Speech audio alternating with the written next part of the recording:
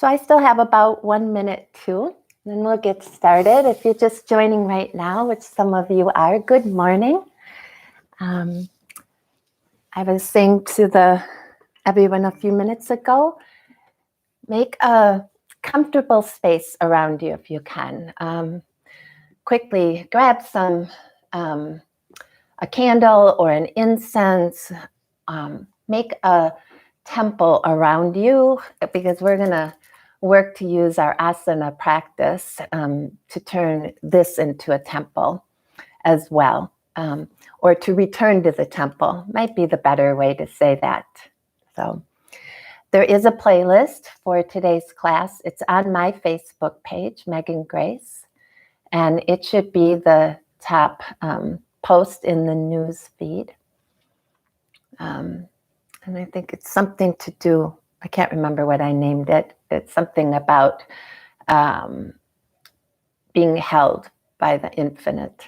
So look for that, and I'll cue you when to start it. So you'll have to do that on a different device than the one you're watching the feed on. So good. Okay. Well, we're going to get started. So good morning. I'll invite you to bring your hands together and to make a greeting to the people that you can't see right now, but that you just need to know in your heart are gathered here with you today.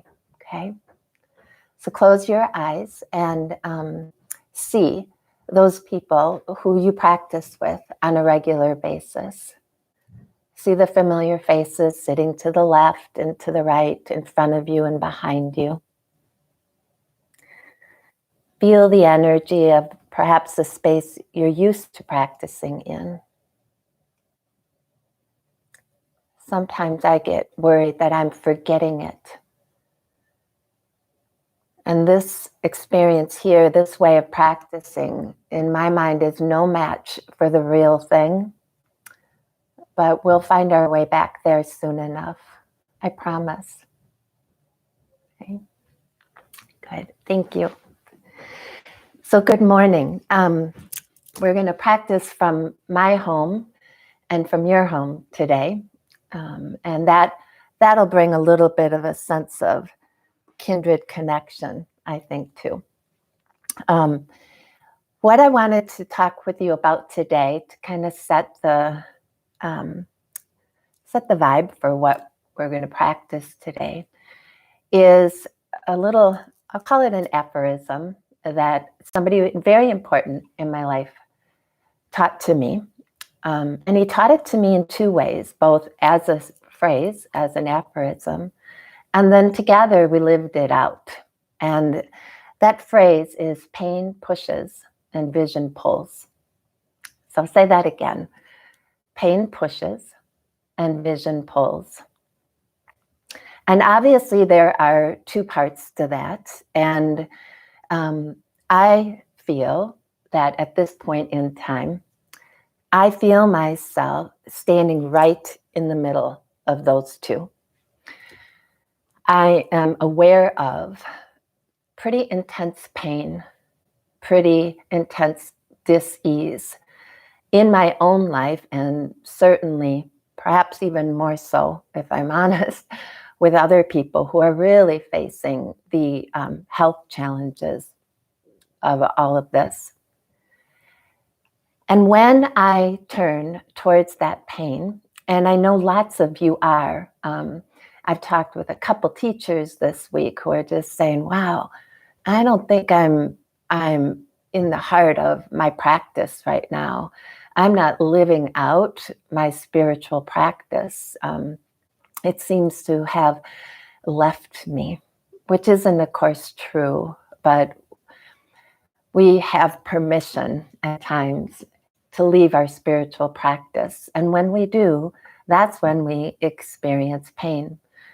When we go far, far away from our higher self, we fall into a place where we don't recognize who we are and what we're here for.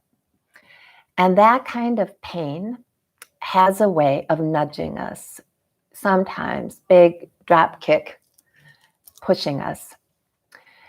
And this situation that we find ourselves in right now is, I think, the universe's big drop kick. It's a big nudge, if you will, to pay attention to what really, really matters and to feel into the discomfort that we have been living in already, okay? And that discomfort is our habits, our addictions, the way that we've fallen asleep.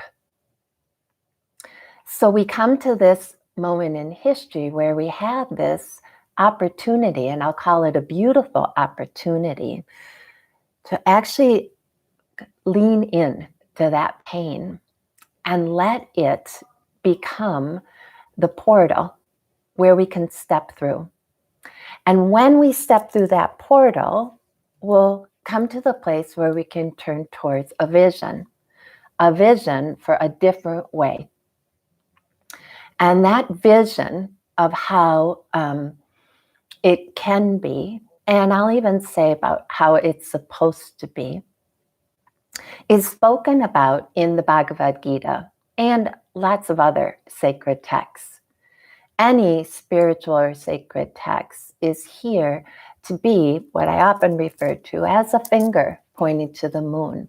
It's a pathway. They are stepping stones to show you how you can experience what is your true nature or your higher self or what pure consciousness is. Okay? The Bhagavad Gita is a story. It's actually a conversation between two individuals. Arjuna, which is you and me, he is a mortal and he is in a state of pain, and he is facing a huge challenge in front of him. And he has a conversation with Krishna, and Krishna is God, Krishna is Yahweh, Krishna is nature, Krishna is all of us in our higher self. So this conversation goes back and forth between these two. And in that conversation, you really see Arjuna pouring out the pain that he's in. The pain comes in the form of confusion. The pain comes in the form of questioning what his purpose is. The pain comes in the form of experiencing real suffering himself or herself, and knowing that he's causing suffering and pain to others, which is maybe even a deeper felt kind of pain. And Krishna gives him basically a path forward. And what he does is he doesn't describe do X, Y, and Z, or do 1, 2, and 3, and then you'll be enlightened, and then you'll live in this state with all of these virtues that you would think would describe freedom and liberation and what is called moksha. But instead, what Krishna does is he informs, I'll say it that way, Arjuna, about how to conduct himself. And I think I know that these instructions that Krishna gives Arjuna are instructions that all of us should be practicing every single day. And we don't, and that's okay. But now, more than ever, I think we are given the opportunity to really, really step into our spiritual life. And what Krishna describes as the way to conduct yourself starts with this idea that we should see everyone as we see ourselves, that in everyone we should see ourselves, and we are in everyone. It's this yogic view that we are all one. in a sense. And what it's asking us to do is to create a state where we become incapable of harming another. Now, we all know in our mortal everyday lives, we're going to trespass, I guess you could say, against that form of conduct. But what if we held that up right now as a guiding principle that we try to live into every moment of every day? The way Augustine says that is, he says, love and then do as you like. So what if we woke up each morning recognizing that we are love and that we act from that place, and then we did as we like? Okay. The second conduct or code of conduct that Krishna imparts to Arjuna is this idea of viewing our body with detachment. Now, it doesn't mean being indifferent to our body. It doesn't mean harming our body by putting into it foods that are not fuel or medicine for the body. It doesn't mean not keeping the body in its optimal state. Because when we keep our body in its optimal state, then we are treating it like the temple that it is. Because this temple, this body, carries around your spirit. And we're here to do important work, and we need time to do that work. We're here to work out our karma. And a physical body that is in service to our spiritual life is one of the important lessons of the Gita. But when we get so attached to our physical body as being the definition or description of who we are, then that means that when this falls away, the physical body, and it will, then we cease to be, then we cease to exist. But the spiritual, the soul continues on. And that is the part of us that we want to keep our eye on, this spirit that is immortal and is here to do work now and will continue on even when this body falls away.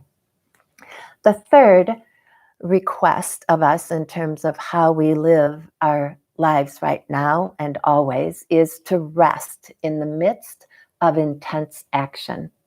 Okay?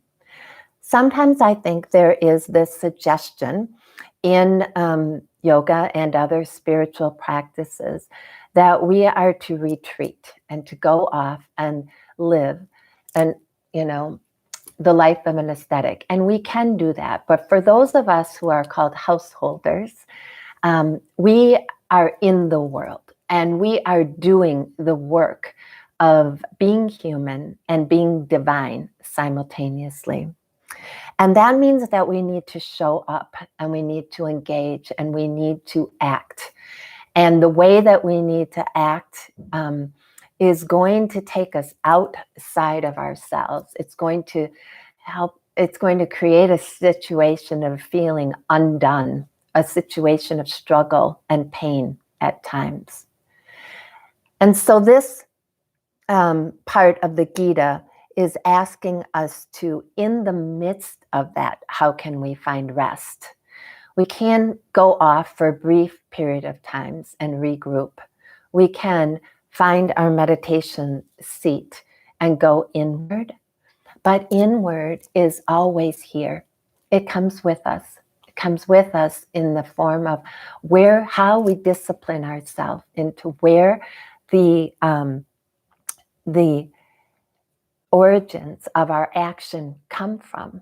Do they come from a reaction to a chaotic world out there, or a response that is drawn up from our heart and delivered to the chaos out there? And when we do that, we will find incredible strength, incredible courage, incredible fortitude. And then the fourth one is this idea that, and it it's a thread that runs through all wisdom traditions. And there are these,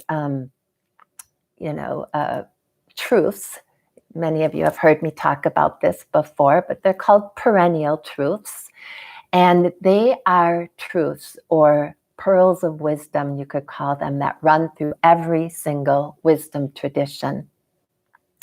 And the one that is the fourth truth that I want to share with you today, that comes from the Gita, is that the higher self, or our divine nature, is who we are at our core.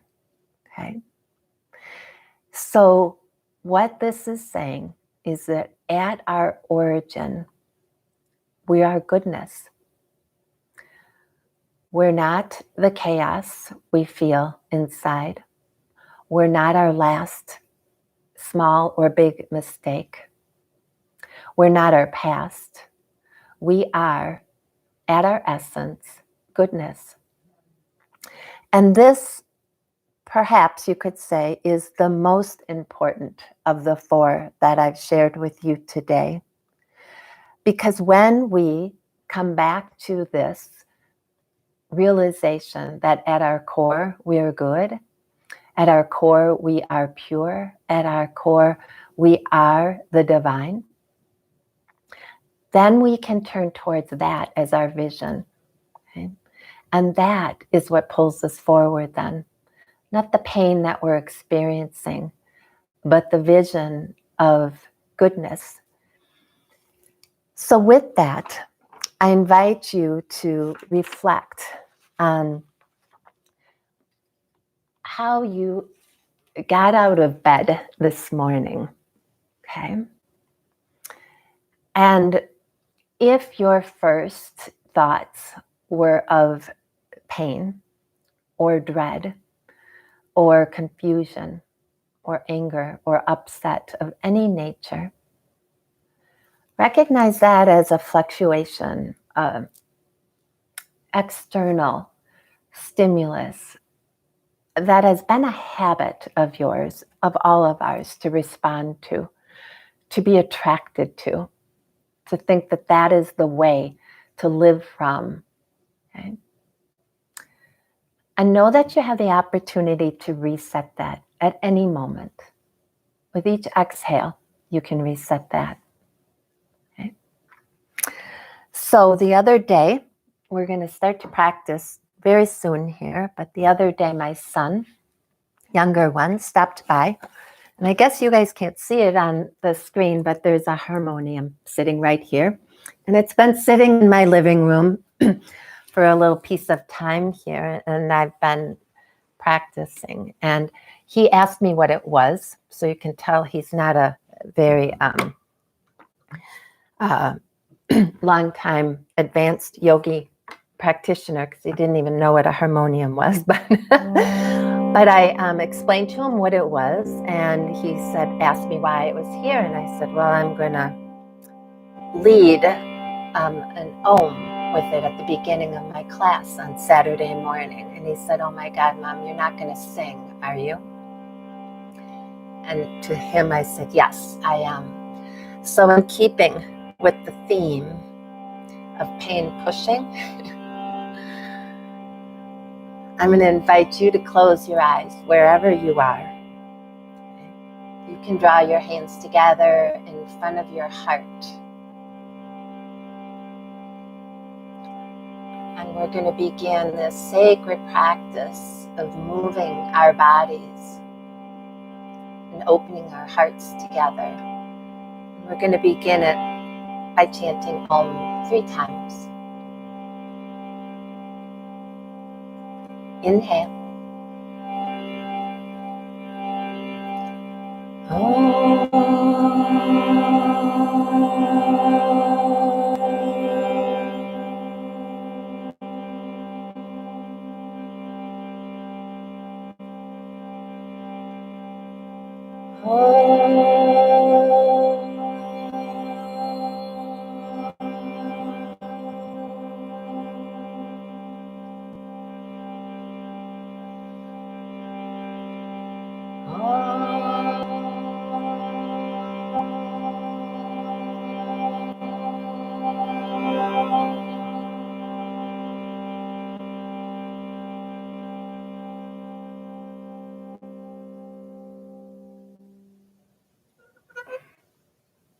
And now you can begin to come off of your seat and come into a tabletop position on your mat, please.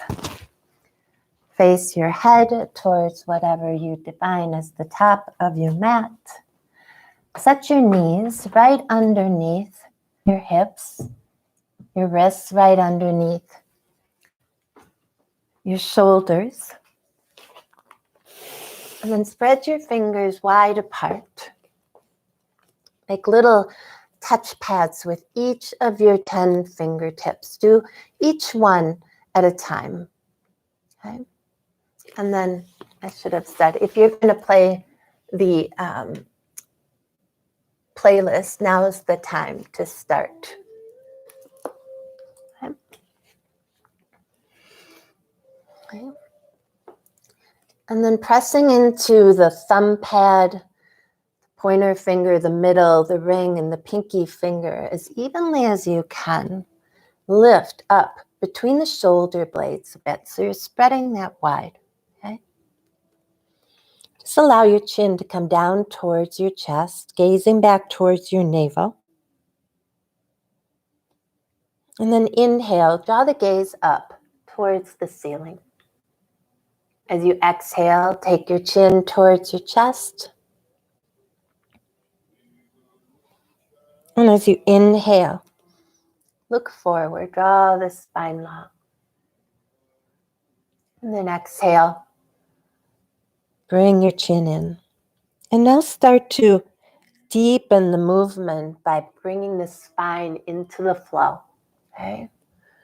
Rounding through cotton cat, using the inhales and the exhales to guide the movement.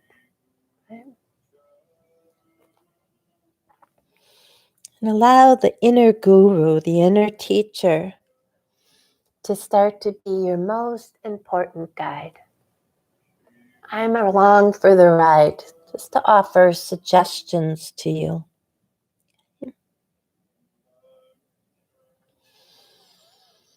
One more in each direction. And then curl your toes under and go right into a downward facing dog. Step your feet up a little closer to your wrists. So you have a short, kind of a easier downward facing dog. Nice deep bend in the knees. And move around here. Let it find some flow. Okay? And then eventually, when the time feels right, you can start to deepen the stance by widening feet and toes further apart. Okay. Take your attention back to that space between your shoulder blades again and broaden there. It's like a puffing up of the backside between the shoulder blades. Let your head hang, gaze back towards your navel again and let the heels sink to the mat. Softening through the jaw, softening around the eyes. In yoga, there's another aphorism that says, strong spine, tender heart. So as you walk forward to the top of your mat, stay in Uttanasana when you get there. That's a forward fold, bending your knees though, letting your belly and your chest and your ribs melt and press against your thighs, hanging the head. Maybe fingertips are on the floor, maybe palms, maybe hands are far away and then they're on the ankles or the shins. And slowly roll your way all the way up to a standing position, sweeping your arms up over your head. Bringing your hands to your heart now. Release your arms to your side for Tadasana. I'm going to switch this a little so you can see my head. And then in Tadasana, assume that tall spine or strong spine, tender heart again. Okay? Creating this stable base, this position of strength and power for this temple of yours called your body to hold your tender heart. On your next inhale, sweep your arms up over your head. Bring your palms together and flow them down in front of your heart space. Inhale your arms to your side for Tadasana, and then take your hands right back to your heart space on your exhale. As you inhale, sweep your arms up over your head. Let your knees bend some as you cascade your body down towards the floor. Find a halfway lift. Breathe in and exhale and fold into Uttanasana again. Rise up one more time, finding space and breath on the beautiful inhale. And then exhale the hands to the heart and release your arms to your side. Once more, hands to the heart. Breathe in, feeling the ritual of the movement led by breath. Sweep your arms up over your head. Hinge and forward fold. One more time here. Long, strong spine on your inhale into Ardha Uttanasana. Set your palms on the mat and step back to downward facing dog again.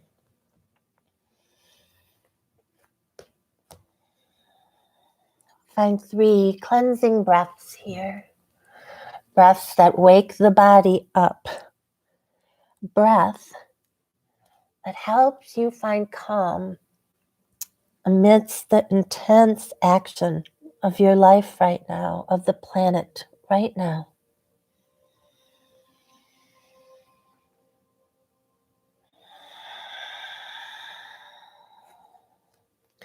Tiptoe yourself up to the top of your mat here, okay? Find your fold. And then rise all the way up, arms high over the head. And this time we'll swan dive right back down, exhaling the breath out. When you arrive down, step your right foot to the back of your mat. Find your lunge by inhaling and peeling your heart forward. And then exhale into a simple twist. So send the left arm up, turn towards the left side of your mat. Bring your left hand back down by your foot. Okay? Step back to a downward facing dog.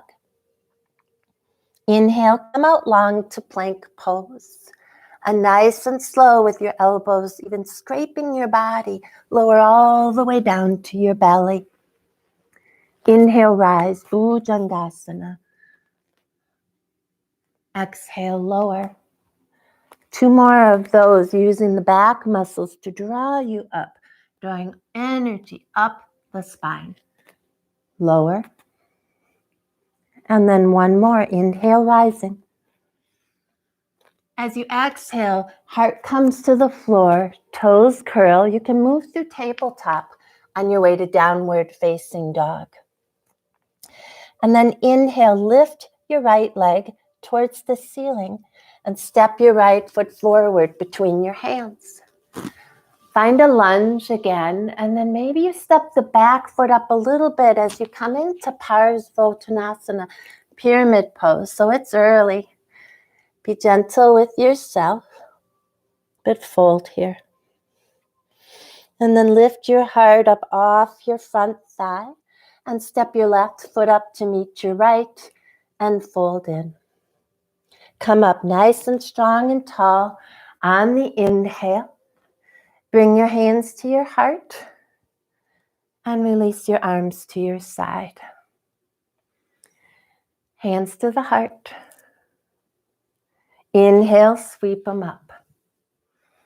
Swan dive down to your mat. Gather up all that beautiful, luminous energy around you and fold. Step your left foot to the back of your mat. Open it up into a lunge with the heart forward. Send the right arm up to the sky and gaze at it. And then bring the right hand down and step the right foot back, downward facing dog.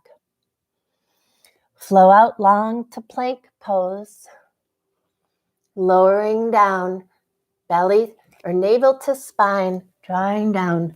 When you arrive, inhale, rise to Bhujangasana, and then make your way to downward facing dog. As you inhale, lift your left leg towards the sky. Step it forward between your thumbs. Shine your heart. Come into Parsvottanasana, folding over the left thigh, right heel to the floor. And then lifting the upper body, stepping the right foot forward to meet the left and folding in. So that's our vinyasa. Inhale, come up. Exhale your hands to your heart and release your arms to your side. So keeping it pretty simple, but letting this temple that is your body, just find those movements and do it like a ritual.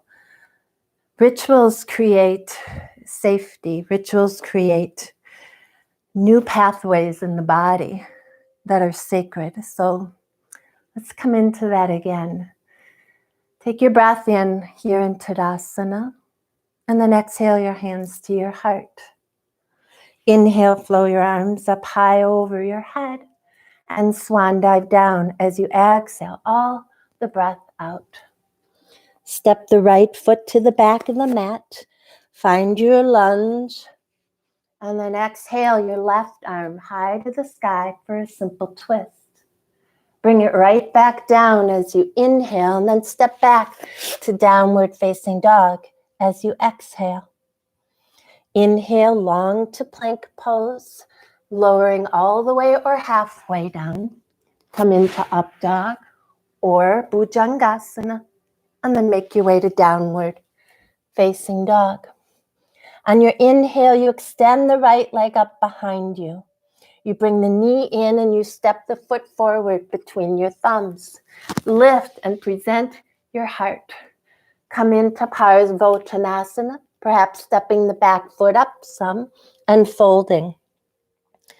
As you lift your head to gaze out beyond your mat, you step the left foot forward and then you fold again. Exhale. Press down through your feet. Inhale, rise, high mountain. Exhale, hands to the heart. Inhale, arms by your side. Exhale them right back to your heart. Inhale, sweep them up over your head. And swan dive, down we go together. Exhale. Left foot steps back. When it lands, start to send your heart forward. Shine it there. Go right into what a simple twist. Right arm up. Bring it down and make your way to downward facing dog. Long to plank. Lowering how you're going to lower here. Make your back bend either Bhujangasana or upward facing dog, and then go to downward facing dog. Extend the left leg up to the ceiling. Step it forward. Find the lunge and transition into Parsvottanasana. And then together at the top of your mat, feet close, fold in. Rising on your inhale. And hands to your heart on your exhale. So we're going to do it once more. Very little cueing. Just feel into it. Inhale. Arms by your side. Exhale. Hands to your heart. Inhale. Sweep up. Exhale. Forward fold. Step back with the right foot. Find the lunge. Simple twist. Left arm up. Left arm down. Downward facing dog. Come out into plank pose. Lower halfway or all the way.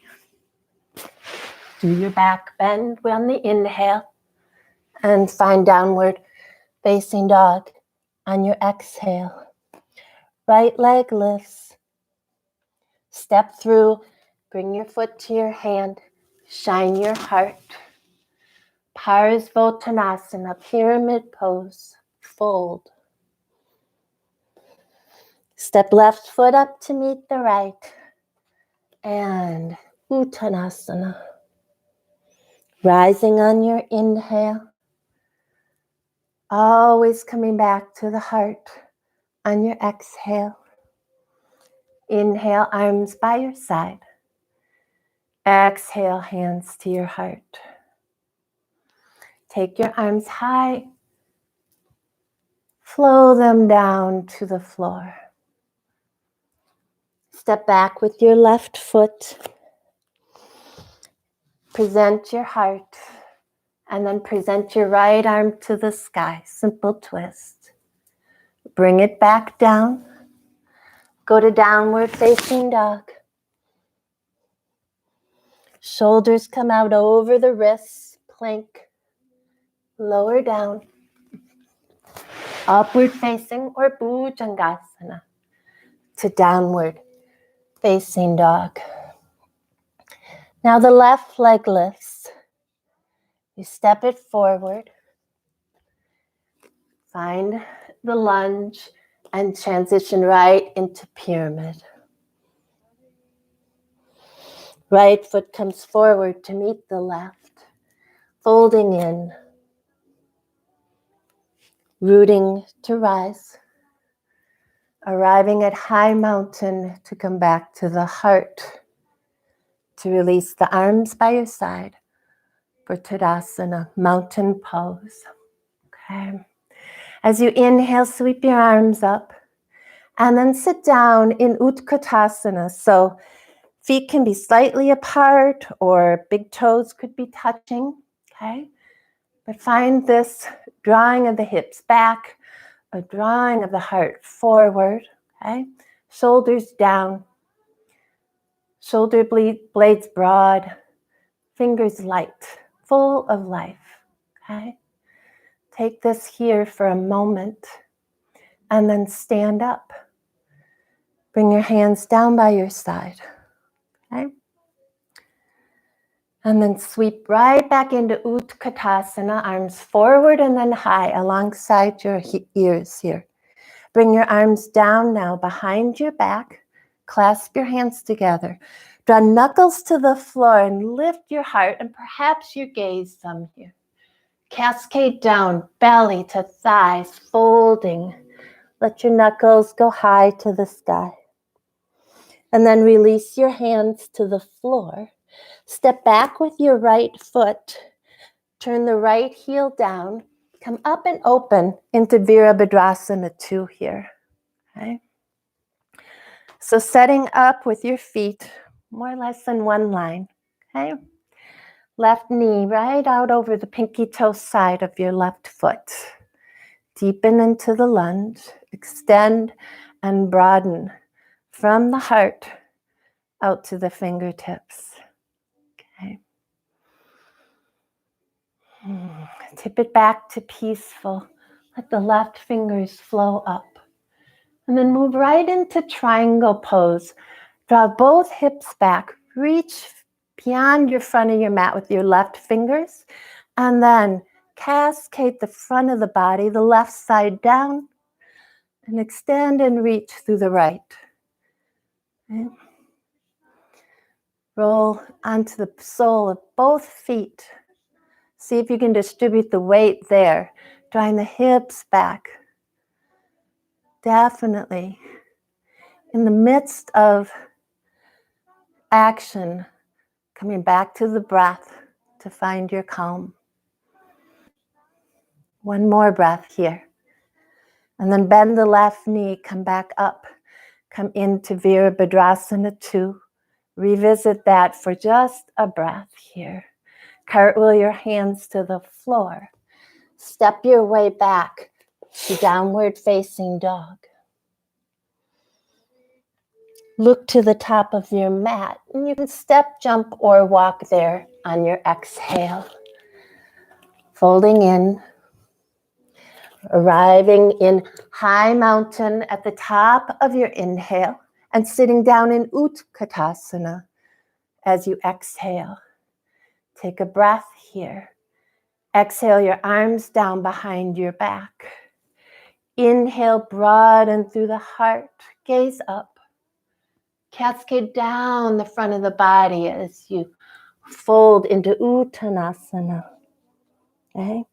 And then lower your hands down.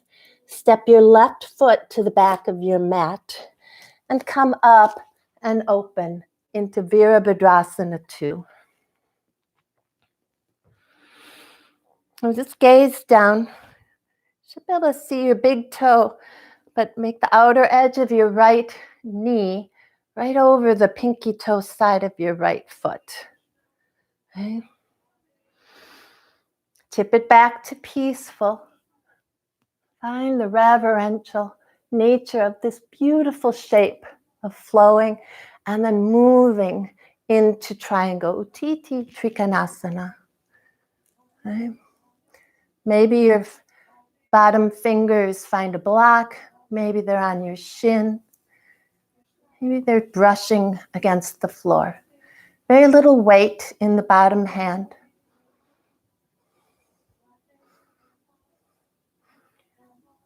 Peel the shoulders down away from the ears here for one more breath. And then bend the right knee. Come up. Virabhadrasana 2. Okay. Tipping back. Windmilling the hands down to the floor. Stepping right back to downward facing dog.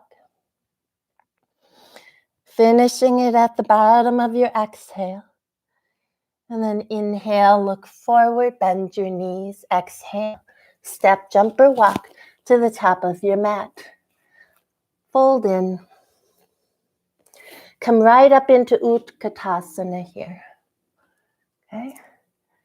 Deepen. From Utkatasana, step your right foot back. Now you're in a lunge. High lunge or crescent lunge. Left knee bent, right leg straight.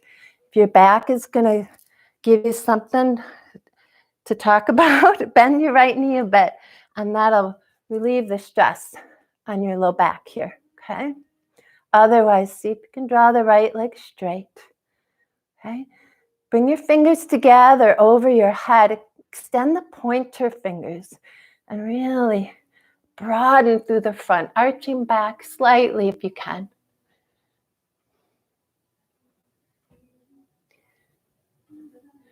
And then gaze forward.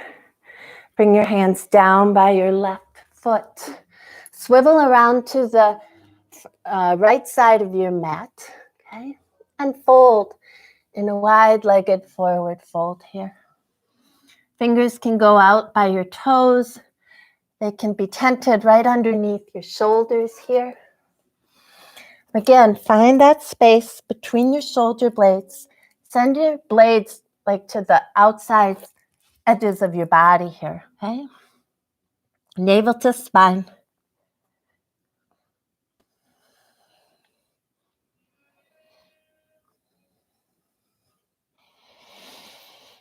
And then tent up onto your fingertips. Walk back around to the top edge of your mat. And step your right foot up to meet your left one, folding in. Okay. Rise right into Utkatasana, breathing in. Come up, using the exhale to deepen into it. Stay for one more whole complete breath cycle here. And then step back with the left foot. Step all the way back, right out of Utkatasana into crescent lunge. Okay. Power up the legs. Press the right knee forward, the left heel back. Remember the idea of bending the left knee a bit if you're feeling something too intense there. And then Agni Mudra over the head into a bit of a back bend.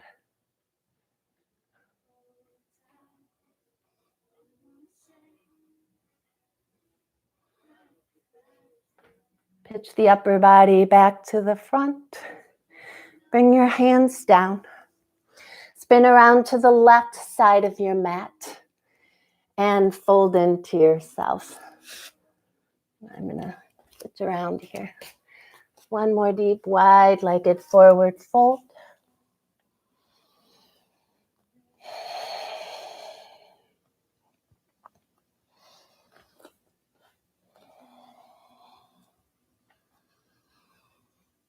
All right, walk your hands back to the top of your mat and step back into downward facing dog now. As you inhale, lift your right leg. Step your right foot forward, grounding the left heel. Peel yourself up and open into Virabhadrasana 2. Okay, tip it back to peaceful warrior and move into side angle. Right arm comes down, and I like to press the back of my right forearm into my right shin a bit, or the inside edge of it. Kind of creating a nice stable kickstand there, if you will. And then sweep the left arm up alongside your head. Okay? And then today, let's do this. Let's inhale and let your left arm come around to the back side. Stick your booty out some.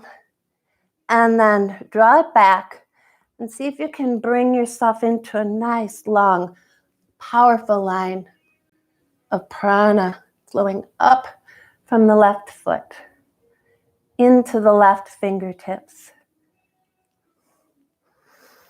And then bring the left hand down to the floor. Press into both feet. Rise. Virabhadrasana 2. Tipping it back.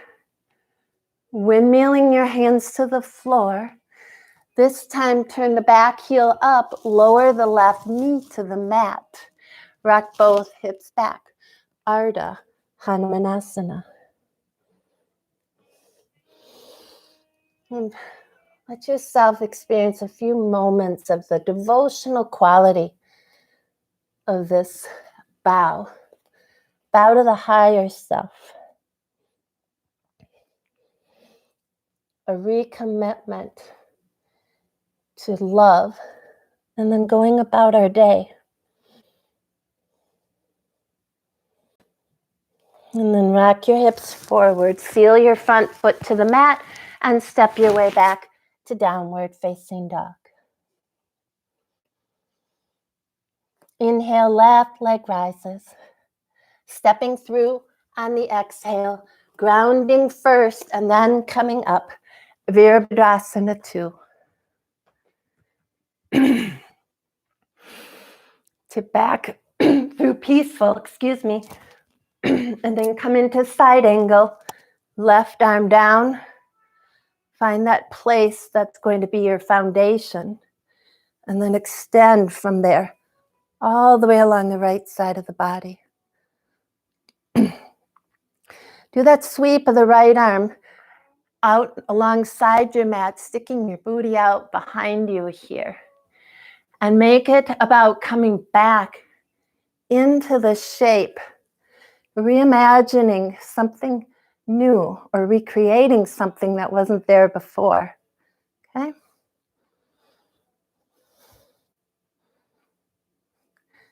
Press into your feet to come up. Find Virabhadrasana 2. Cartwheel down to the mat. The right knee lowers this time. Both hips rock back as the left toes curl up. Hips stay basically over the right knee here. And not way back behind. Right stacked over the top. And there's a fold, a bow, a surrender, an acknowledgement.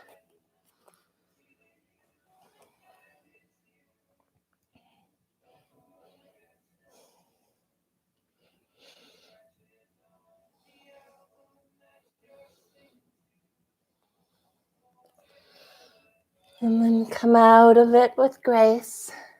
Step your way back to downward facing dog.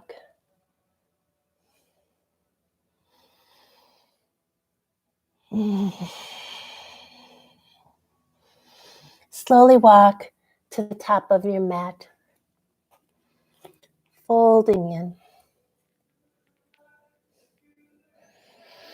arriving as you peel the upper body up into high mountain, bringing your hands by your heart and always coming back to the mountain inside, okay? So we're going to practice Natarajasana, or dancer pose, okay? And this is named after Nataraja, which is that, well, Shiva dancing in the middle of that wheel of flames. And the symbolism of this is that life is all about this continual cyclical nature of birth, sustaining of life, destruction of life, and then rebirth. And no matter where we find ourselves on that wheel, always the spirit. That's the eternal self. Okay, so create the wheel of fire here as you inhale. Sweep your arms up around the side of your body and then over your head. Okay, bring your right arm down, tuck it into the right side of your body, and then bend your right knee and catch the inside or the big toe side of your foot. Okay, so this could be dancer pose for you. This extending through the left side of the body, creating nice length and kicking into your right hand here, creating a beautiful tension that is sustaining, okay? A vibrancy and action that says you're poised, you're here. Or you can kick in to that right hand, pitch the upper body forward some. And it's the opposing actions of kicking back through the right foot and reaching through the left arm that sustain you here in the middle.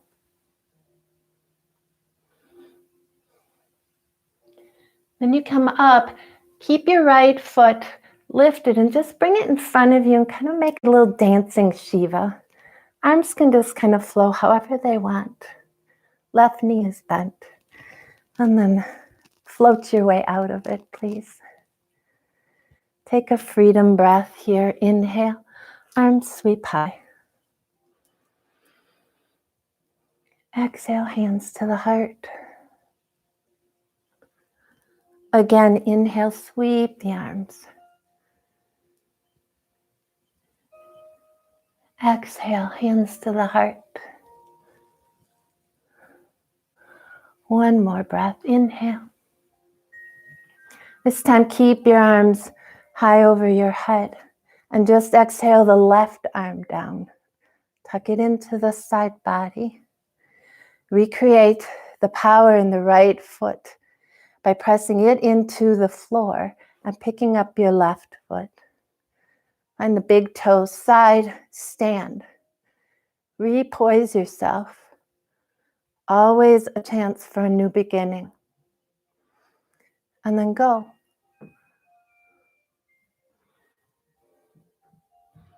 Just reaching out beyond yourself.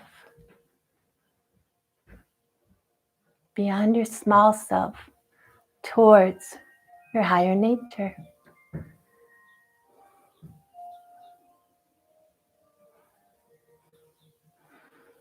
Beautiful bird right in my view. Wonderful. Come out. Oops. Make dancing Shiva.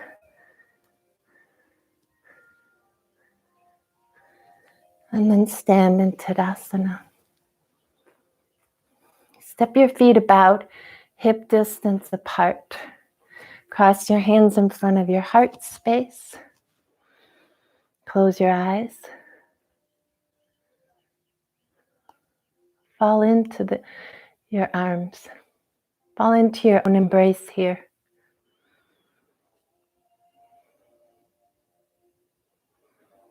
Perhaps you feel that embrace as your higher self reaching up to hold you. Maybe you feel it as the arms of God. Perhaps they're the same thing.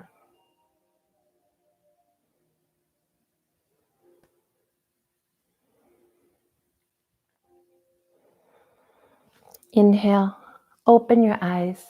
Take your arms wide. Take them over your head. And just take your left hand and wrap it around your right wrist and pitch over to the right side of your mat here, okay? So the opposite of what it looks like I'm doing, okay? And then sweep your arms down over to the right side, through the center. Come back up on the other side.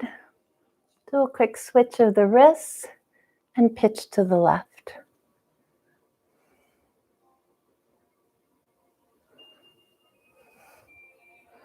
One more big circle with the whole body sweeping down to the left, through the center, back up to the right side, arms overhead, hands to the side. Okay.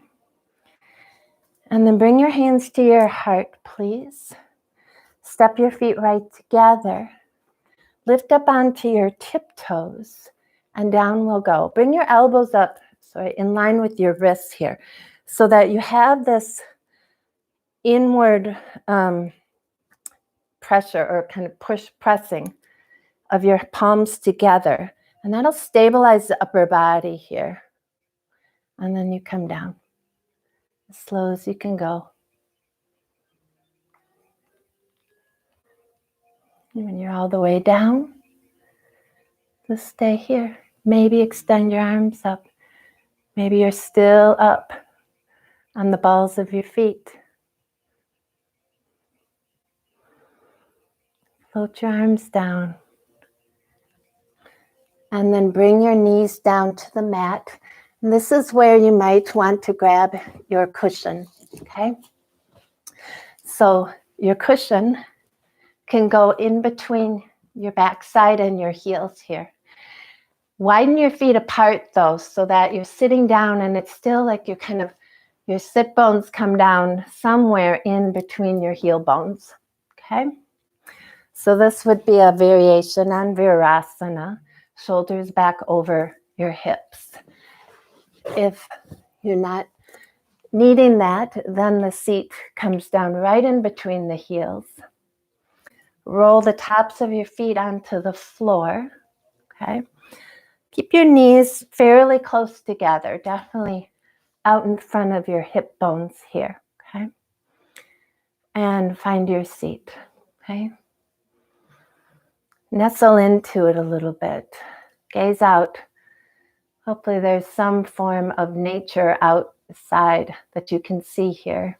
That's one of the beautiful things about both studios, but especially Fitchburg, that you can see all the seasons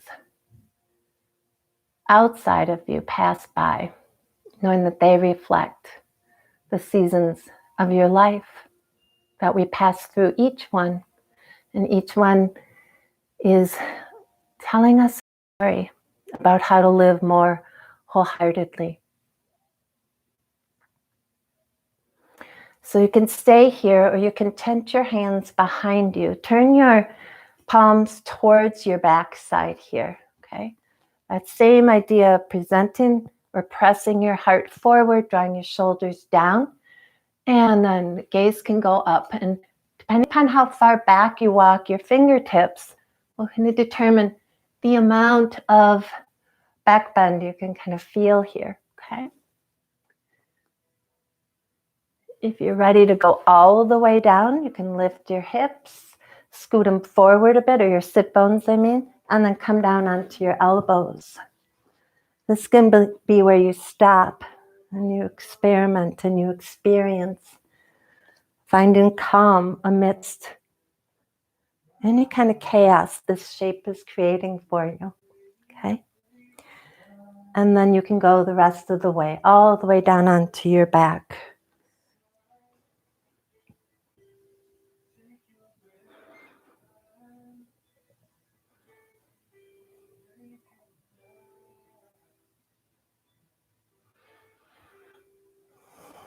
Okay, come back up by pressing your hands into the floor, okay? And then when you sit up, take both of your feet off to the right side. So you're kind of sitting, off to the left of your feet. Hopefully you could see what I'm showing you here, but both knees are bent. Feet are guided towards the back edge of your mat here, and you're just sitting up nice and tall, okay? And then take your left hand over to your right knee area. Turn and look back over your right shoulder.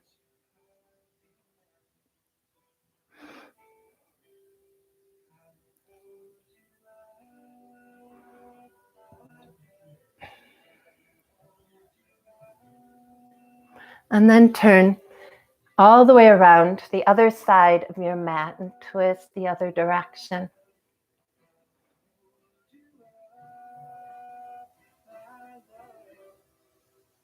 And then as you turn back towards the original side, take your right foot, transfer it over to the left side of your mat, outside your left thigh. And then you can come into a little deeper twist here. Pressing down through the sit bones, spiraling the spine around the center. Drawing the crown of the head up. Put some weight down into the right foot.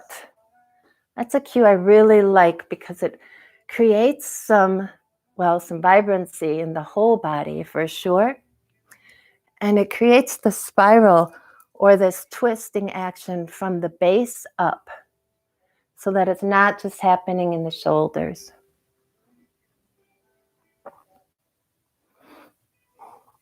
Nice. One more moment here. And then just a little counter twist back on the second side. Hands about shoulder distance apart. Press down in between your thumbs and press right back up. When you come back up, both feet go over to the left side of your mat. Okay? You're sitting just off to the right of your heel bones. Okay? Right hand to the top of the left shin, let's say, and then twist and look over the left shoulder.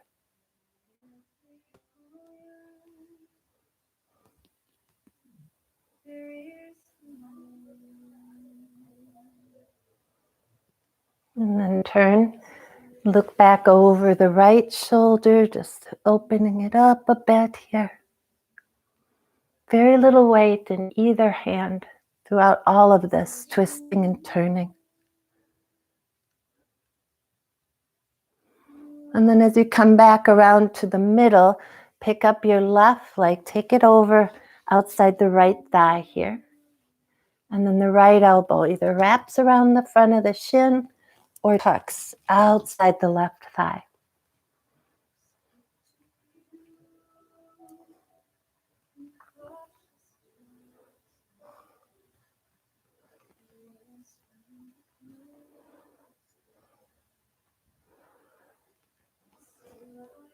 And counter twist off to the right. Bring yourself back up to center and set up for a brief little meditation. You could sit on a bolster or just sit right onto the floor. Okay. Once you find your space, bring your hands, the back of your hands onto your thighs, palms facing up. Take the tip of your thumb and your pointer finger and bring them together. And then present this Yana Mudra, the mudra of wisdom. Okay. And when I look at this mudra, I think about the idea of connection and release. Okay.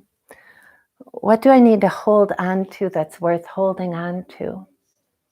Okay. Which is my center, my spiritual connection to source as I define it. Okay? And what's worth letting go of or required to let go of? What are all the distractions? What are the stories? What are the dramas? What are the parts of my past that will allow me to come into a deeper connection to self if I let go. So as you blink your eyes close, take your attention down into the heart.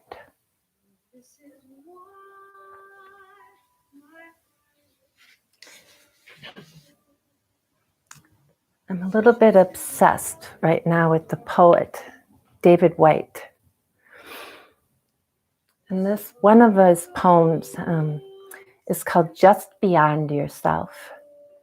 And the first couple refrains go like this: it's where you need to be, half a step into self-forgetting, and the rest restored by what you'll meet. So where we're being invited to go is this place that's half a step in between self-forgetting. And when we go there, forgetting the small self, forgetting the pettiness, forgetting the mistakes, forgetting the trespasses, forgetting all of that which keeps us small, then we're in a place, we've poised ourselves, we've positioned ourselves in a place where we can meet our true self.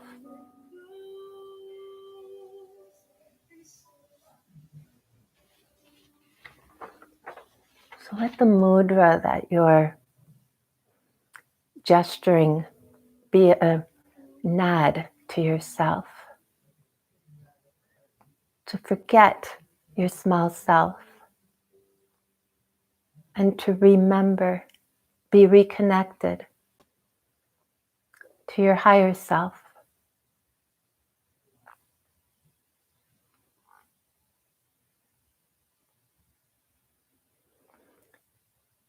David Whyte's poem goes on to say, there is a road that's always beckoning. When you see the two sides of it closing together at that far horizon and deep in the foundations of your own heart at exactly the same time, that's how you'll know it's where you have to go. So he's inviting us to watch, to pay attention, to stay awake, to see what's out in front of us. And when you see life and all its synchronicity coming together right out in front of you, and simultaneously you feel it in your heart, that's how you'll know the way forward. But it takes practice and it takes commitment. And it requires maintaining a vision,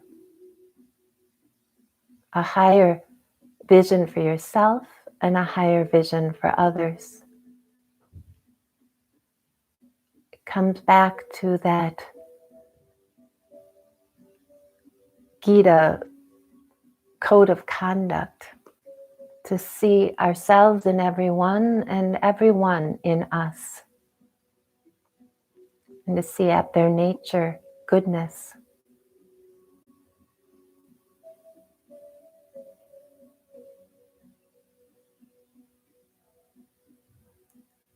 Take a few moments, taking yourself into that most tender place inside your heart, that place where there is something unresolved in you. Maybe it's with respect to a person, or maybe it's some aspect of your past.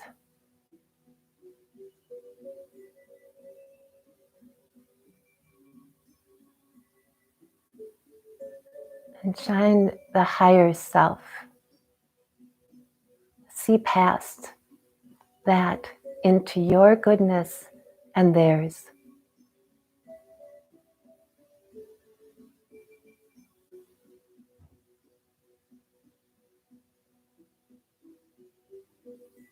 Allow that remembrance to be a balm, a salve.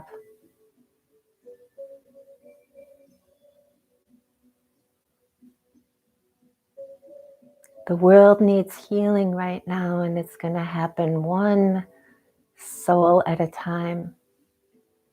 But if we're all doing it at the same time, which I believe we are, look at the miraculous response.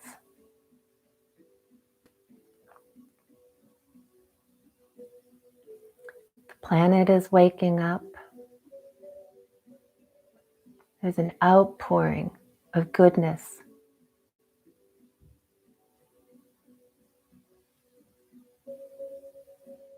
Pain pushes and vision pulls.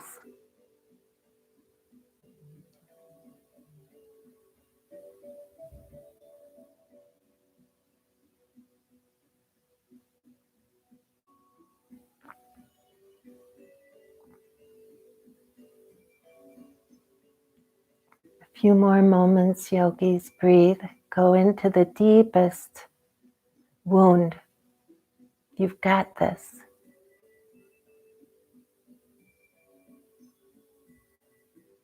Breathe into it. Your companion is your higher self. The practice that comes with you is your spiritual practice. Breath, intention, devotion.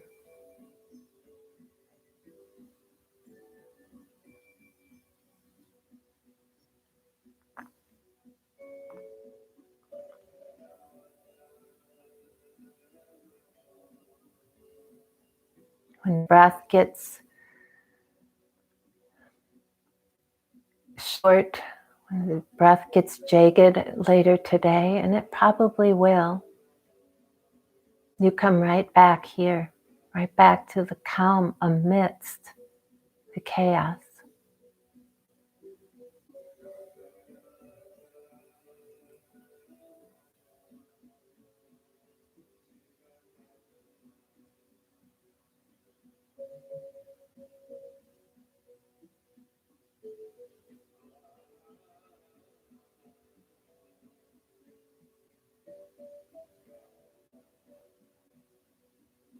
Okay. Blink your eyes open, please. Do whatever you need to do to stretch out your legs. Bring some movement back into your body. And then make your way to tabletop, please. Okay. In tabletop, you can come into some big hips or circle sweeps with the hips.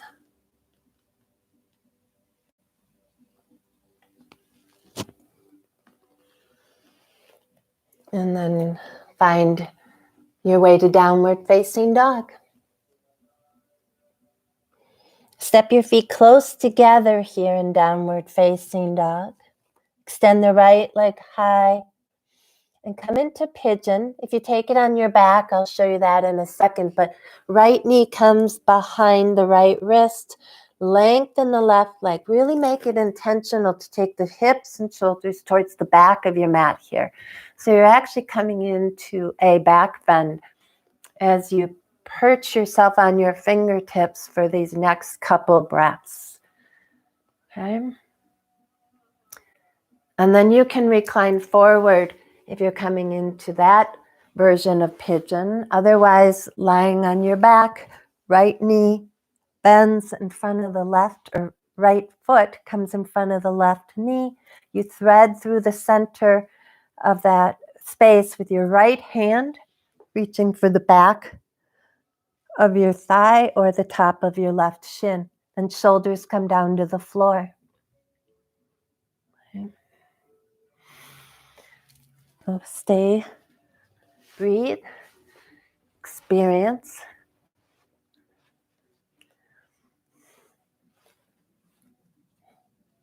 At this point in your practice, sometimes your day or your mind wants to rush forward.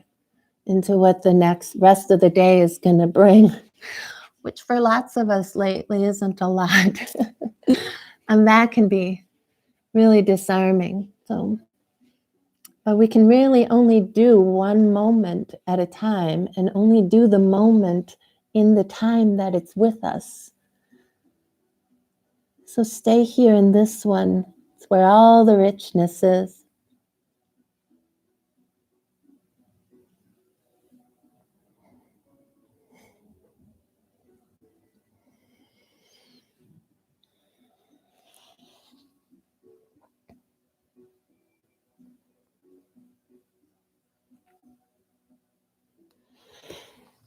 And then if you're in the forward folding pigeon, come out. If you're on your back, just stay there. You can untangle your legs and just rest both feet on the floor. But if you're coming back into downward facing dog from the forward facing pigeon, do that and walk the hips out a little bit, pedaling the feet.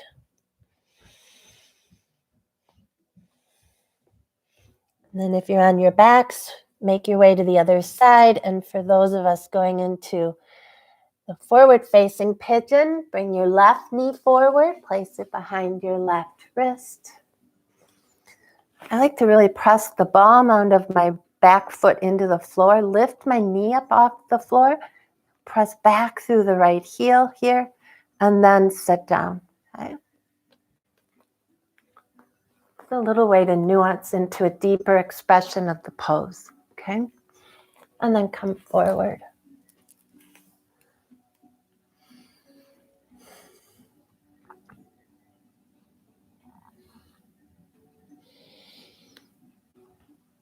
And your hips are the place you store grief. And this is a place I think a lot of us need to spend a little more time. Okay? Allow the grief to pass through you. Experience it in the moment rather than let it find its storage in our hips and in our being in some way that can re-traumatize us over and over again. Always have permission to experience whatever you're experiencing to the extent that feels right for you today, but make it a part of your practice or part of your mantra to continually to go a little bit out beyond yourself. We grow from the edges, okay?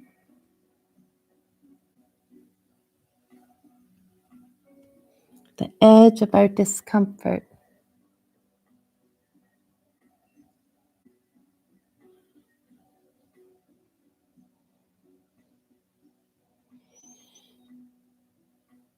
Okay, returning to downward facing dog. If you're on your back, you can just stay there. We'll meet you in just a moment.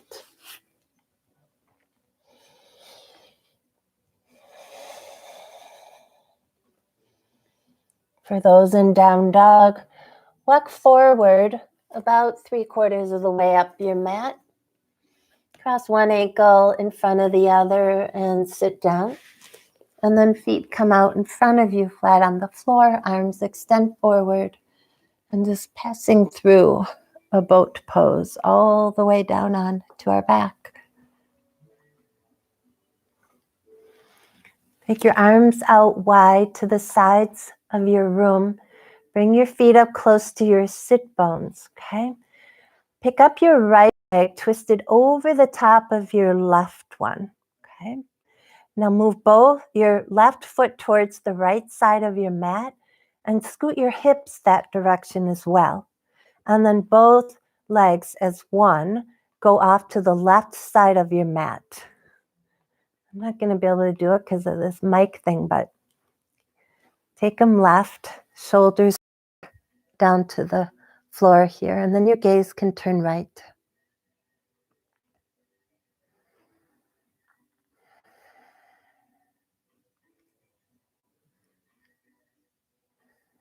Check in with your breath and Find a smoothness and an evenness to it.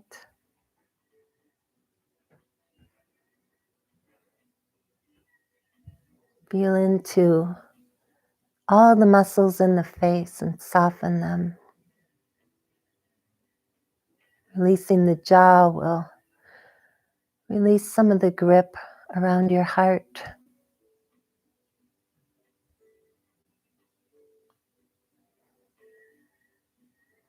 And then bring your knees up to center, untwist your legs and take your left leg over the top of your right one. Both feet go off to the left a bit, hips follow, and then both knees go off to the right. Squaring your shoulders, gazing over the left shoulder. With the weight of the legs working as one. Bring you into a nice deep twist.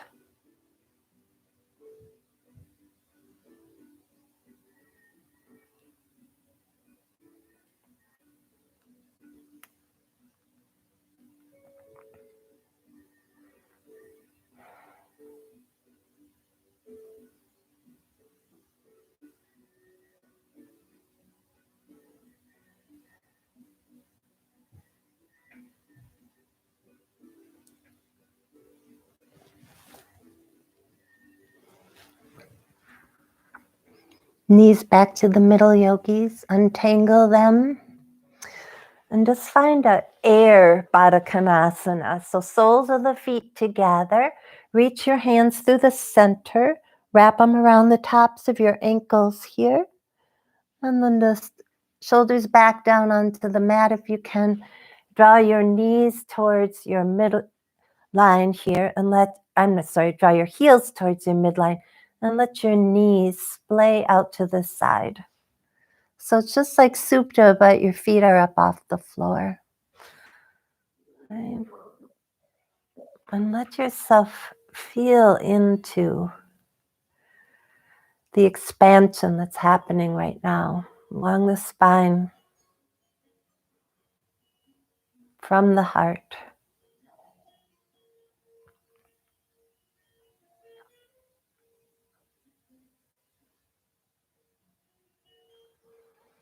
And then you can outside edges of the feet down onto the mat.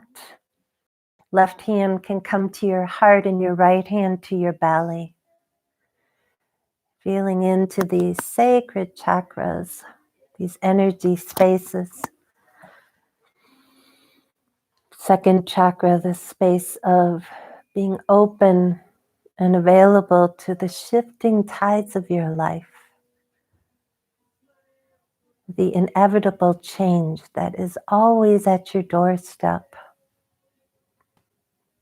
The question isn't if we're going to change. It's how are we going to meet it? And the left hand is pressing into the place we should meet it from. Greet the change that's coming at you now, perhaps full force, perhaps in small little pressure points. Meet it with your heart forward. The yogi's practice isn't to retreat from life. It's to go full into it with their hands open, their arms open, and their heart open. You've got this, yogis, and we're going to get through this, I promise. Bring your knees together. Hug your thighs into your belly. Wrap your arms around the outsides of your shins.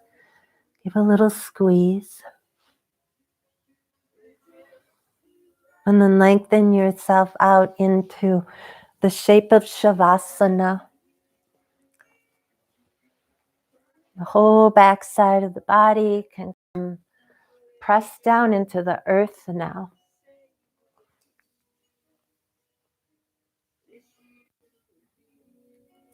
Relax your ankles and let your feet drip out to the sides of your mat. Allow your calves to relax, the tops of your thighs to soften.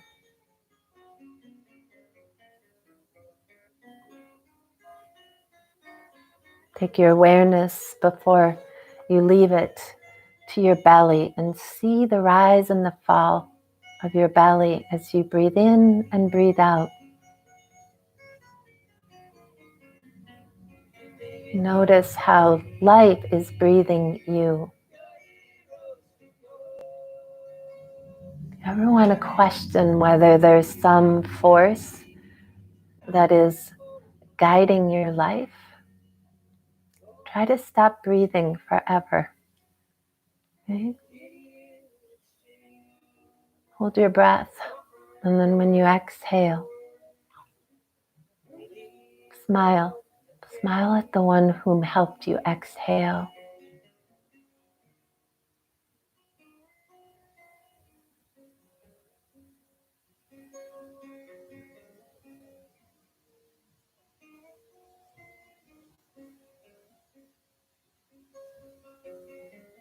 Allow the shoulders to be heavy. Jaw soft. Your tongue in your mouth. Gently pressing towards the top of the mouth. Not through any pressure or will of your own, but just let it rest there.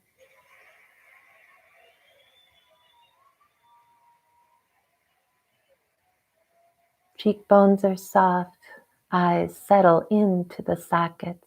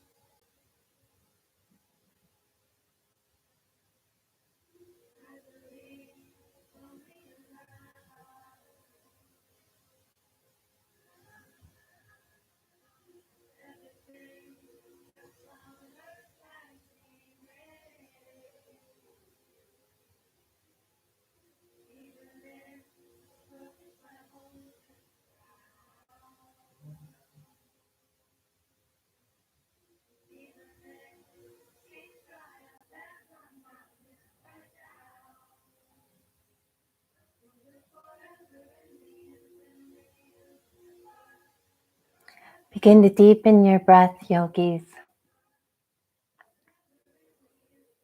Wiggle your fingers, move your toes.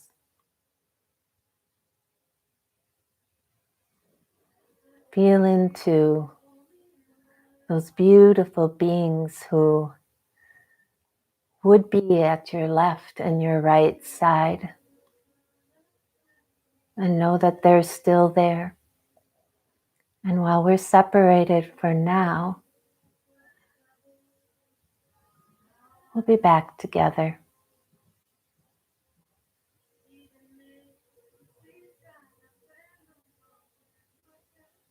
Roll onto the right side of your body. Make a pillow out of your right arm and rest your head there. Cradle your head. Cradle your whole being. Feel held. Because you are.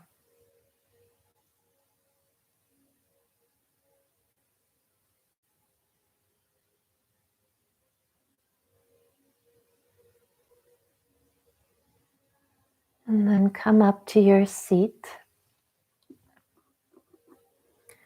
And we're going to finish our practice with 3 more Oms, followed by Shanti, Shanti, Shanti, and 1 more Om.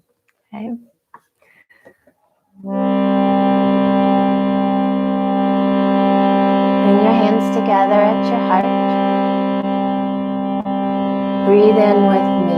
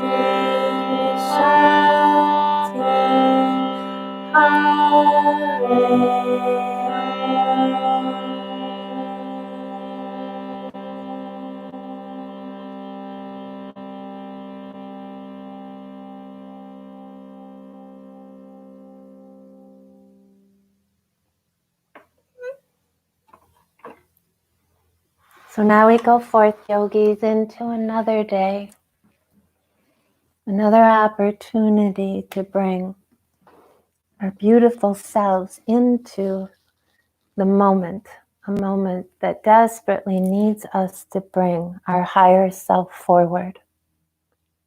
I am so grateful to be part of this community, joined together with you each moment, even when we're apart. We share our intention to bring love back into a planet, back into a hurting world. And we will, I promise. Namaste, dear ones.